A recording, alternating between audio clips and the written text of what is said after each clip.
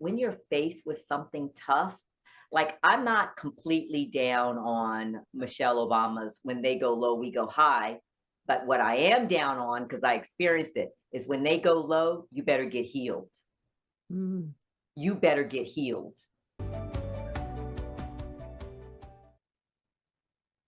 Welcome to Beyond the Bar podcast. I'm your host, Anissa Tova. And today I am joined by Mia Poppe. She is a powerhouse matrimonial attorney. She's known for guiding clients through complicated custody cases, honestly and with clarity, heart.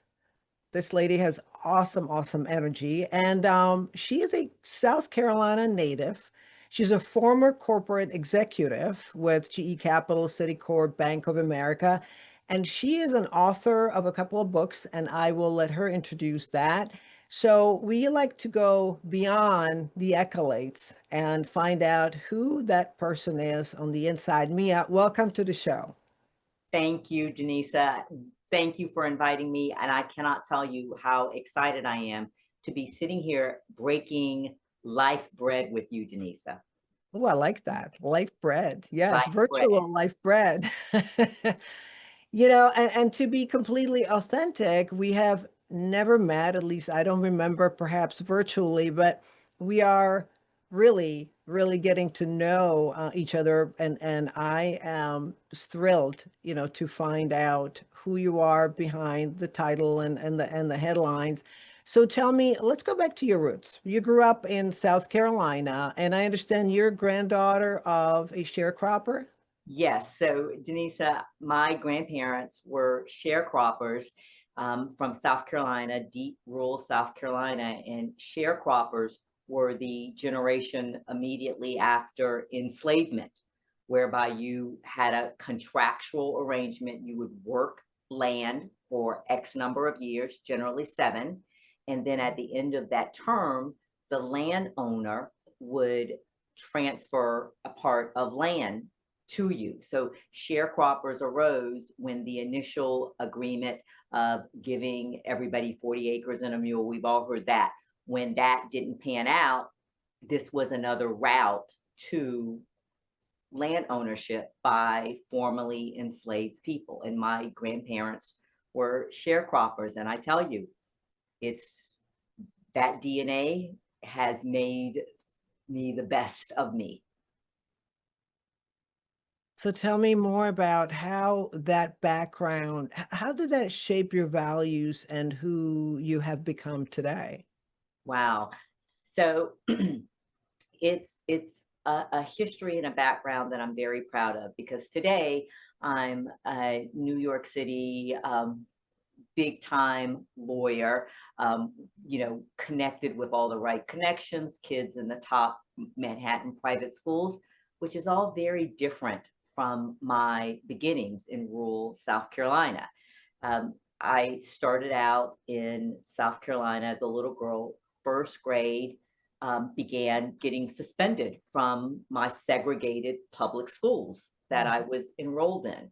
And my mom, my poor, simple, sweet, from the deep South mom who had no level of sophistication or savvy about navigating in the integrated world, she just didn't know what to do.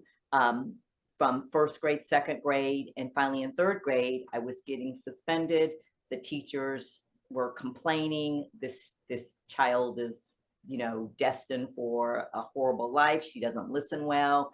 She doesn't do anything well.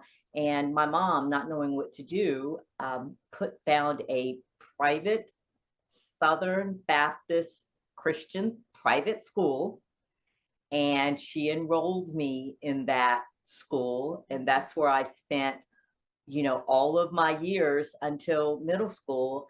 And that's a big part of how I am, who I am. It's a big part of how I see life, because I was essentially raised, because our children are raised in schools, right? Whatever environment you Yeah. pick, children are being raised there. And I was basically raised in the environment, an all white Southern Baptist environment. And the Southern Baptists are the ones that supported enslavement Mm. versus the General Baptist.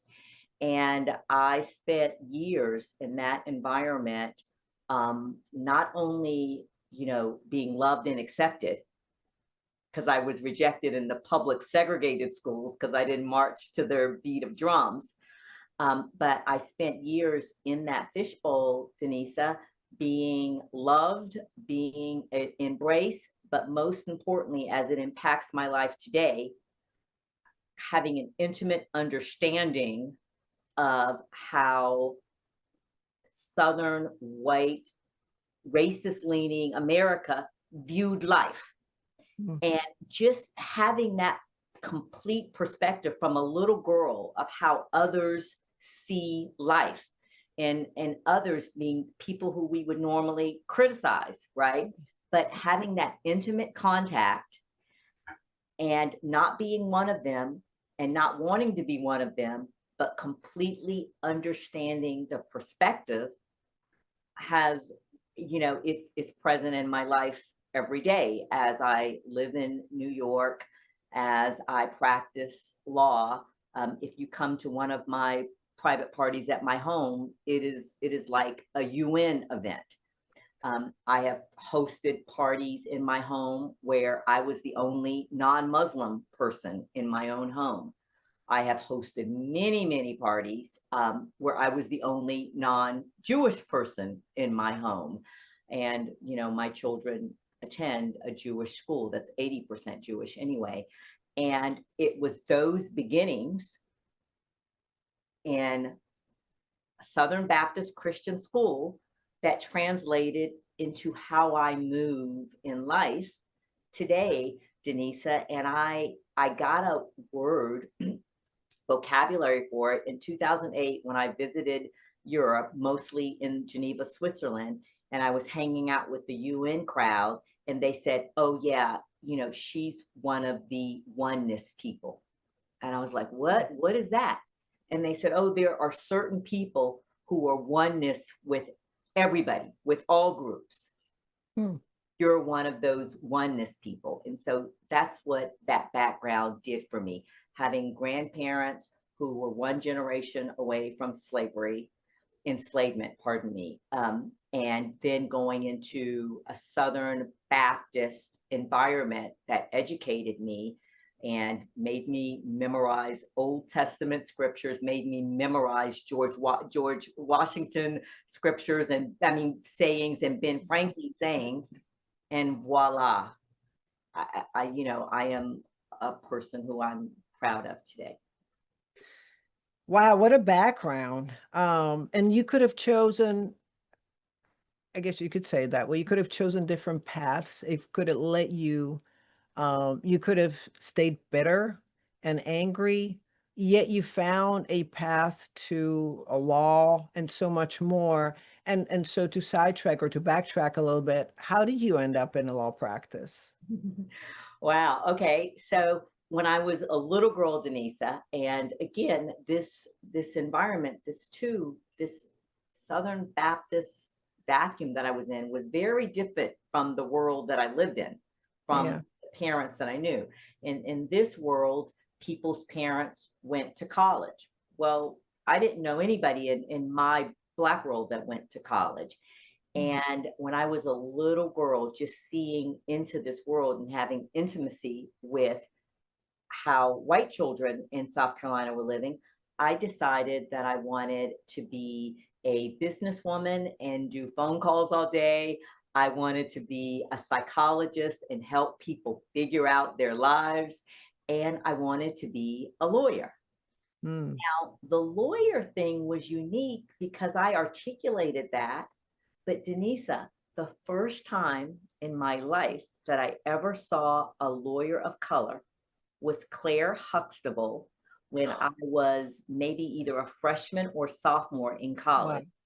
That Wow. was my first time, Denisa, ever seeing a lawyer of color. And then, Denisa, it was in 2008. I won't say my age because my marketing team does not like me to place an age, but I started law school as an adult, let me just say that. And that was my first time seeing in person a, Black lawyer, and I saw lots of them, but it was in 2008. And, you know, I don't know where that dream to be a businesswoman, a psychologist, and a lawyer came from, given that the only place that I even had heard of lawyers were, the children of white lawyers in Charleston, South Carolina. And the thing about South Carolina is I believe it has our nation's like lowest rate of women lawyers, and also definitely lawyers of color. So Yeah. in imagination, as Oprah says, you see something in a book and you believe that it can be. Huh. Wow, that is so much. It's interesting what you're saying. It brings out a memory of my deceased son, Elias. He was he deceased, African American. He was in the Navy, and he was telling me that they had a barbecue, and it was over at a shipmate's home, and they had Confederate flags, and just generally were pretty vocal about, their views about a color, but not with Elias. Elias didn't see it. He showed up, and they sort of accepted him as, one of the brothers, one of the shipmates. And it was interesting, like when you're describing, the oneness, um and just so tapping into all of your background. And again, you could have made so many different choices, and here you are, empowering. Actually, I think we're getting to the title of your book, which is another fascinating project. Empowering people, empowering women. When we're on that topic, tell me about those books. So, Denisa, so I started my law firm in November of 2008, and I was very passionate about fathers' rights because I believed that fathers were more than just check writers, that fathers should be making meaningful decisions in their children's lives. And just because they worked and they earned millions of dollars a year, they shouldn't be imputed with just stand in the corner and write checks and don't say anything. So I started my law firm, and I was a father's rights advocate, and I was passionate about fathers as parents, regardless of how much their work took them away from their children. Then Denisa came 2016, and I had a big reckoning, and I sat with 2016. And for the first time in a long time, Denisa, I really saw that women were still extremely vulnerable, and that women were only well liked if we stayed in our places. And I had a reckoning, and that was 2016. And I had believed up until that point that, oh, wow, hashtag girl power, we're close, we as women, to being, equal. We're making our own money, we're starting our own businesses. I was like, yes, yes, yes, progress. But 2016 gave me a deep perspective. It peeled the onion for me. It helped me to see with clarity where women really were. And at that point, after the election in 2016, I realigned myself, and I realigned my marketing, and at great expense, financial expense to my firm, I changed my marketing. I changed who I took as clients, and I began taking women and really advocating for women. And I began telling a woman's story in the courtroom, right? The courtrooms are predominantly male places, and everybody knows, say something that they can easily digest. Well, I began saying things that weren't so easily digestible, right? Because the reality of it is that a woman's life is very, very different from a man's life, very different, right? And what we all hear, if you and I are sitting here talking, we're sisters. What I Mhm. say is going to sound natural to you. You're going to hear me, Right. but not so much so, Denisa, if you are a male, because our world is predominantly male run. You're not really used to hearing my voice. So it's not that you, as a male, are shutting down to me. You just can't hear me because you haven't had the opportunity to develop ears to hear me. Mm. So I started, with intention, making sure that I was heard in courtrooms and that my clients' stories were heard in courtrooms, and that I did it in an extremely wise fashion to never alienate the court from my clients, but to maybe give the court a little guilt on how they were perceiving my clients, right? Mm. Because Yeah. judges go into their careers wanting to do right. Yeah. No judge says, "Oh, I'm going to sit on this bench and I'm going to be biased towards men." No judge Right. says that. Judges, their hearts, I mean, these are hearts of good people. They have a heart, they enter in with a heart to serve. Mhm. Right? And so, that was what I did. I said, okay, like, guilt is effective, but guilt delivered the right way, because these judges want to do righteous judgment. As the office of judgeship was set up in the Bible, was set up in the book of Judges, to give righteous judgment over the people. And so I understand that. And so I use that and I use my southernness, because us southern people, we are very well mannered.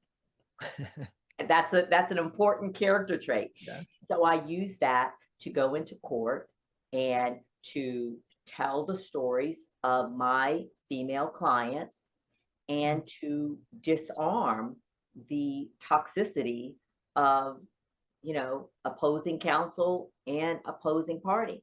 Now, Mm. do I represent men today? Absolutely. And I can tell you the common denominators of all the men that I represent. They have been highly influenced by women. The men that I represent have very close relationships to their mothers, or they Mm. were raised in a household. They had three sisters and they were the only boy. And these men, not that all men don't, I'm not being that general, but men who grew up in a household where it was the status quo that you respect women and that the women's voice was important and that they had the right answers, and you listen to your big sister when your mom's not home. I proudly represent those men all day, every day. And Denisa, just in case somebody's watching this, I want to mention I love men. I've married and divorced two men, and I'm telling everybody that three is the charmer. Three, okay. It can be. I'm glad we made it clear. Okay, so you're not anti-men, you love Oh, I men. love men. Yes, yes. So tell me about this book. So I've written two books. So Mhm. the first book that I wrote is called Unbreaking Wonder Woman. And in January of 2019, after I had divorced my second husband, he and his team decided it would be a good idea to sue me for custody and to sue me for fraud. And so he hired a big wig Nassau County attorney, and they wrote papers that certainly brought me to my knees. And it was just salacious. And it was just salacious. It was torrent lies. Um, but I recognized immediately that it was lies that someone who didn't understand women, and more importantly, Mm. didn't understand Black women, would bite on it. I Mm. understood that. So I hired a meditation coach and I hired a grief and transition coach immediately. I coached up, and I worked with my meditation coach every Friday, 90 minutes, right? Wow. And I worked with my transition coach once a week, midweek, because when you're faced with something tough, like I'm not completely down on Michelle Obama's when they go low, we go high. But what I am down on, because I experienced it, is when they go low, you better get healed. Mm, You better get healed. that's smart. And so I hired these two coaches. And so my grief and transition coach, Nazreen, every time we would meet, she would say, "Oh my God, Mia, your rate of adoption is the fastest I've ever seen. If I could just bottle you for all my clients." And she would say, "Oh, we ought to write a book. We ought to write a book." So when we finished working together, and we worked together for about 18 months to 2 years, we wrote Unbreaking Wonder Woman. Because Denisa, you know that as super amazing, capable women, life circumstances come that break us to our core. People disappoint us in ways that break us to our core. And so we wrote the book, Nazreen and I, we co-wrote the book, Unbreaking Wonder Woman, and it's available on Amazon. But the message is that as capable, smart women, we get broken. But the good news is there is a playbook to getting unbroken. And so in this book, we put the playbook that Nazreen used to get me unbroken. And so that was book number one. And then so book number two, The Empowered Woman's Guide to Navigating Divorce, I wrote that, and it's almost like a picture book, because if you flip through the book, like there are all of these incredible pictures of me and my 12-year-old twin daughters. And the message is like, listen, a divorce is not the end of your story. It is the end of just a mere chapter, and it is a huge opportunity to rewrite the life that you've always been dreaming of. And so the Empowered Woman's Guide to Navigating Divorce talks about that. And then I give 10 guidelines. And the one that I want to talk about right now is, one of the guidelines is team up. Don't go it alone. Those girlfriends that you completely stopped talking to and alienated after you married Mr. Wonderful, pick up the phone, call them back, because girlfriends are very forgiving, they're very kind, and they have your back. That's right. And then I say, if you don't have that really positive girlfriend network, then I say, go hire a network. Go do what I did. Hire a, Nandar Matari, a meditation coach. Hire a Nazreen Mahmood, a grief and transition coach. But the thing is, you have to team up. And that's one of the principles. So true. And that needs to be taught, because men naturally team up. They got their crew, Denise. Yeah. They got their crew. Yeah, they do. And women, we need to team up, but That's we smart. need to make sure that the team is an amazing, healed, supportive team, because your team does not help you when they help you to be mad at somebody, Denisa. That's just not helpful. Yes. Enabling you. That's not that's not what you want. And then, you mentioned your girls too. I mean, it allows you to heal faster, and them to heal as well, if you can minimize at least the conflict, if you can find the balance for yourself. And I think being more adjusted, or better adjusted as a parent, because kids are like sponges. What are they into? What are your girls into? Oh my gosh. Okay. One of my favorite topics. So I have these amazing twin daughters, and that I had as a mature mom, and they are amazing. They are little ballerinas.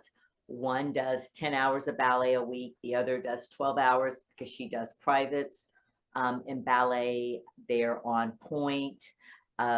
They also are on swim team, and they are amazing volleyball players. One of my twin daughters is really tall for her age, and she's been doing a rigorous sport, ballet, since she was 3. So Wow. she's very, very strong. So they do ballet. And they, I looked up, they are in the best possible school in Manhattan for them. And I'm smelling, Denise, listen, I get up every morning and we'll talk offline about, you know, birth years.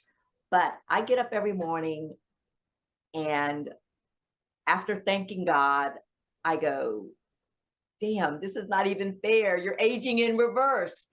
And I go, it's not even fair to the other middle-aged moms. But I can tell you the elixir is I have, with humility and faith, really pursued the life that I dreamed of.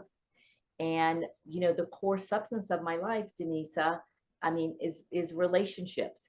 There's that Beatles song, I get by with a little help from my friends. Yeah. Well, listen, I live an extremely fabulous life, but my fabulous life is completely fueled by amazing friends. Like I get everything done that I get done with just help, Denisa. So much loving, authentic help from my friends. And Mm.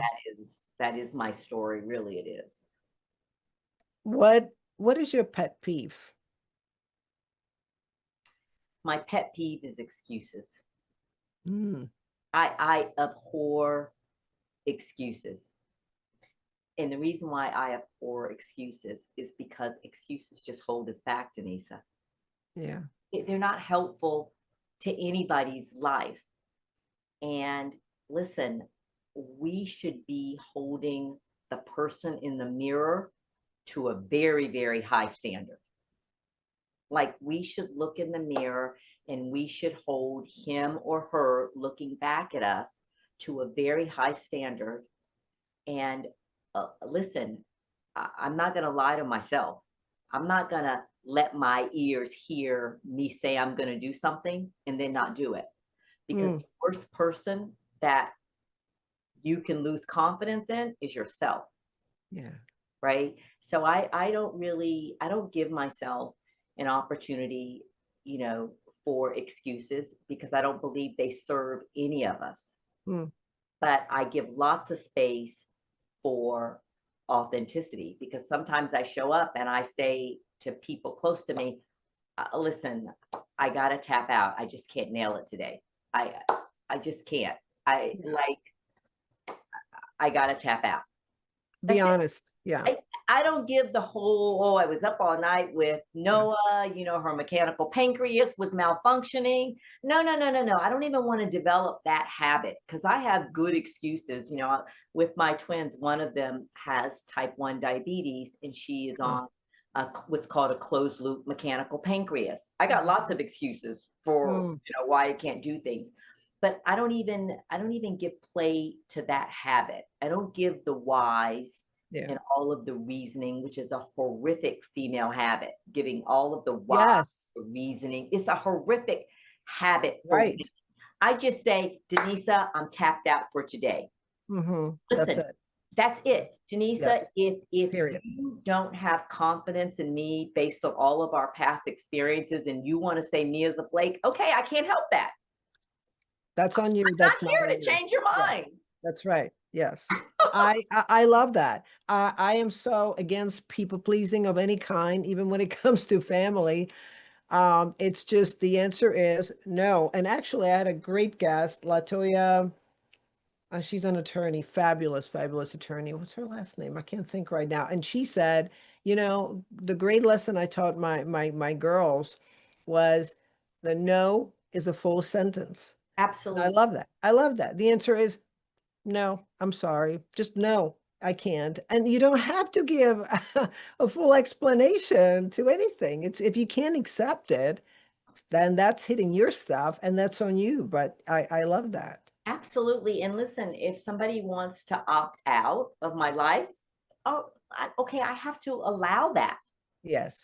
I don't need to compel, Yeah. that's trauma response when we need to compel people to stay in our lives? Right, yes. You What's know, what's the point? what's, Yeah, you so know, true. what's, What, are you binging on any shows? I always like to get recommendations. I'm always looking for something good. oh gosh, okay. So, um, I do binge watch things on Netflix, but I haven't binge watched anything lately. Okay, that's fair Let me enough. ask you this, what are you binge watching on? Um, the, Godfather of Harlem, uh, Forest Whitaker is phenomenal in that He's role. phenomenal. Yes, he's really, really great. It was Yellowstone when it was on, was another one. Suits, of course, like Oh many yeah, we times all love over. Suits. That's We all classic. But, same as sometimes just rewatching, the old and White Lotus, the obscure White Lotus somehow just kind of drew us in. Yeah, that's about it. It's kind of like a mental floss. it Um, really is, and so I love that question because when I'm talking with people, I go, "Oh, what are you watching?" And I wanna watch that, but, now that you mentioned that, I thought of 2 things. So one of my really good friends, okay, so I love culture, I love people, I love learning about people. So one of my really best friends is, Korean. Her name is G, and so there were these 2 shows that she had watched, and they were Korean. And I would have never in a million years watched either of these shows, but for G. And so one was called When Life Gives You Tangerines, mm, and it's all Korean. It's all Korean. And the name is escaping because I watched it last year, but it was the first TV show ever, and it was a miniseries to have be actively done in 3 languages. And it was English, Japanese, and Korean. wow. And I'll have to tell you offline. But the thing about this show, 3 languages, subtitles. Mm, Denisa, us humans are so connected that while watching this, I was no longer reading the subtitles because the human interactions, like, do you know, like we're all people and we yes. all kind of want the same things. And but for G, right, my Korean beloved girlfriend, like I would have never sat down and watched that show, but 3 languages simultaneously, the only show that's ever been produced and networked that had multiple languages bouncing back and forth.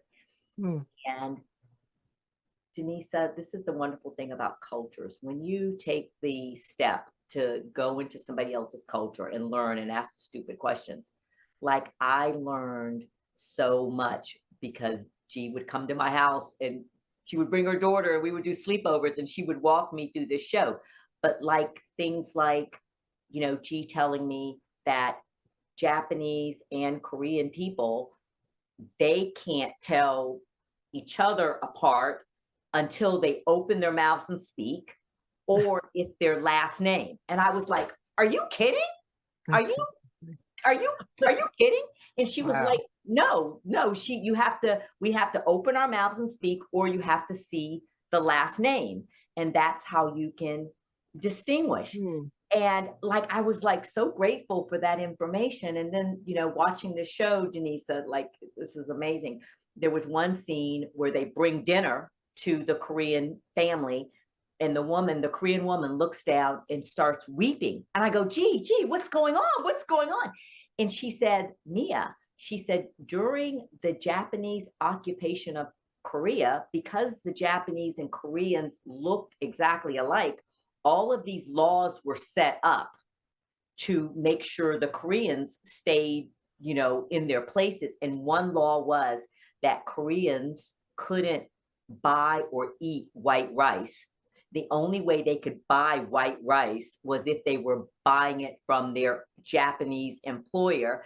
So when they put white rice in front of the Korean family, like nuances like that, Denise, yeah. we would never know about. No, no. We would what would we know about the Japanese occupation of, we wouldn't know anything, right? That you're so right about learning about other cultures. For me, I was a total immersion. I spent 4 years in Beijing, in China, when I was 8. My mom was stationed at the embassy. I was born and raised in Czech Republic, and so when you talk about multicultural immersion, where you have a girl from former Czechoslovakia lands in China. We didn't have a school at the Czechoslovakian embassy, so now we had to go to Russian school. Now, Russian and Czech are not similar. It's a Ukrainian and Czech, so I didn't understand that. So here I am learning, Russian on the fly, was completely immersed, and I get to Russian school, and back then part of the Eastern European bloc. My classmates were from Poland and from Hungary and some other surrounding countries. So talking about complete immersion until this day, I remember it as if it was yesterday.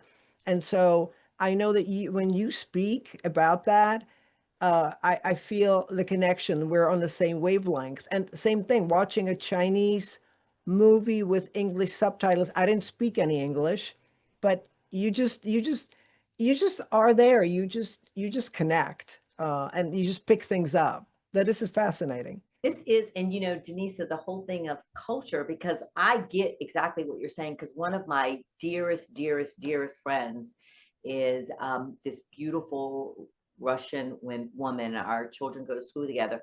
Her name is Yana, and she's amazingly Mm. beautiful.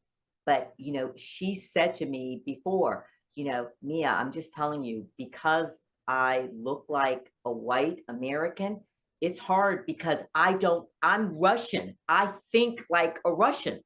And she says, I go places and there are like all of these little micro misunderstandings because there's an American expectation.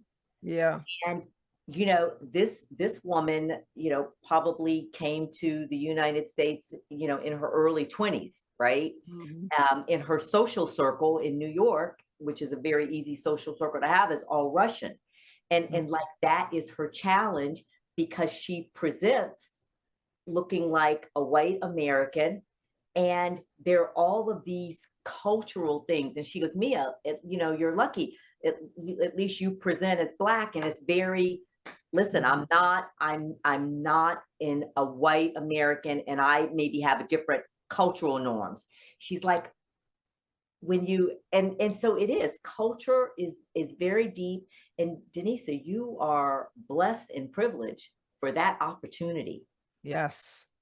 Yes. I am. And exposed to so many circumstances, and even through this podcast in the last couple of years, the stories are fascinating, and everybody has their own story. And then it's kind of what was really intriguing is what you do with those stories, and then you can rewrite that chapter. And listen, I know we'll have you again. This has been amazing. So, as what will be your parting message to our viewers and listeners? Oh, wow. So, my parting message to the viewers and listeners is really, focus in on the life you want to live, focus in hard. And as you're focusing in and developing that mental picture of your life, just really think about your brothers and sisters and really try to have a life that's broadly connected, because it is true that we get by, all of us, Denisa, with help from our friends. And it's a big world, it's a multicultural world. And listen, if all of your friends look exactly like you and worship exactly like you, I just merely invite you to consider broadening your friend group. And that's my message. I think that is one of the most powerful messages we received on this podcast, and deeply, deeply resonates with me, deeply.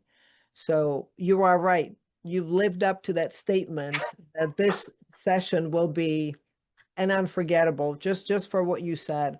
I really thank you for sharing yourself, truly yourself, completely with your heart, being completely vulnerable. Thank you so much. Denisa, thank you for having me. I mean, we're sisters. Like I feel it, I know it, and I look forward to our future together. Likewise. And for our viewers and listeners, Mia is generously offering complimentary copies of the Empowered Women's Guide to the first 25 people who email at the address below the show notes. And of course, make sure that you follow us on all social media channels and YouTube channel Beyond the Bar podcast. And until next time, stay inspired and stay curious.